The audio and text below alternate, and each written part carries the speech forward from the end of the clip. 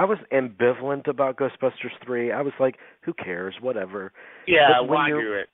When you're missing Harold Ramis, when you're missing Bill Murray, and when you're missing Ivan Reitman now, who dropped out as director, right? Like, what's the point? I mean, it would make more sense just to do a remake with, with not a sequel, but just remake the whole thing. If you're gonna, I agree. I would have thought even with Bill Murray out, they would have just it didn't sound like this thing was ever going to get made. I remember one time Chris Farley was going to be in it, and then he died, and then it like sort of cooled off.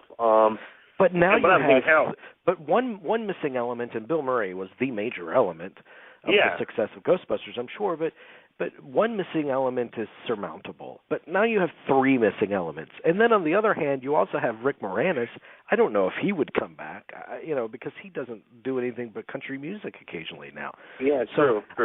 But they've gotten the directors of the Lego movie and 22 Jump Street to take over for Ivan Reitman. But I think it's a bad idea. I thought it was a bad idea. I thought once Harold Ramis died, a lot of us were like, okay, good, they're not going to make the third Ghostbusters, but that turned out to be wishful thinking. But without Harold Ramis, let me just put it like this, Harold Ramis, who was the writer of these movies, you have nothing. You have nothing without Harold Ramis. Forget even, I love Ivan Reitman. You still have Aykroyd. But Aykroyd, I like Dan Aykroyd. I've been a big fan of his for a long time. He was a co-writer of Ghostbusters, though. He was a co-writer, but I have one new movie title for you. Blues Brothers 2000. Okay, no, he. And then this would be. Let's be very honest. At this point, that's what this is looking like. Yeah. Yeah. I mean, I have more titles for you if you want more titles. Dr. Detroit. I'm no fan of Dan Aykroyd, but I know you hate his guts, but it still has Harold Ramis's handprints on it. This Ghostbusters 3, because I mean he worked on the script as well. I'm pretty sure, right, with Aykroyd over the years. Yeah. But I mean, it's not good to do.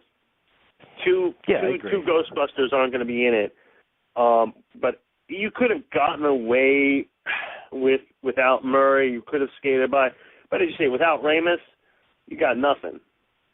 You have nothing. And Reitman dropping out seems to me that it's an admission that this isn't really worthwhile to do. But I'll still stick on as producer in case it actually does work. I can get a share of it, but I ain't going to direct this thing. It's not worthwhile. I wouldn't touch it with a 10-foot pole. Yeah. Well, I really wouldn't. It sounds bad. It's like they were thinking about doing a sequel to Animal House before Belushi died, and once he died, they realized, we don't have a movie now, and that was scrapped. That was just dead in the water. They knew that there was no way they could. Without John Belushi, you have no movie. And they tried. They had that show Delta House on. They really, with Michelle Pfeiffer and a lot of people, and they didn't have Belushi. And you saw what happened when you didn't have Belushi even then. This was years before he passed away. When the major selling point of the movie or whatever, it can't be in the film, you have a problem. And you have 2, 3, as you say, with Ivan Reitman. You don't have. Why even call it Ghostbusters anymore? I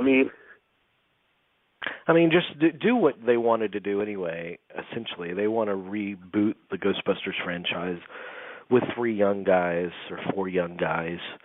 I don't think it's a sacrilege. I love the first Ghostbusters, just like most people, but come on. I mean, put Seth Rogen. It's what they want to do. They want to put Seth Rogen in there. They want to put, I guarantee they'll offer, like, Kevin Hart the part in it. And then they'll put somebody else. Zach Galifianakis or something. I would hope Zach Galifianakis, or they might even Craig Robinson. Don't forget Craig Robinson. They might give him a part too. So I mean,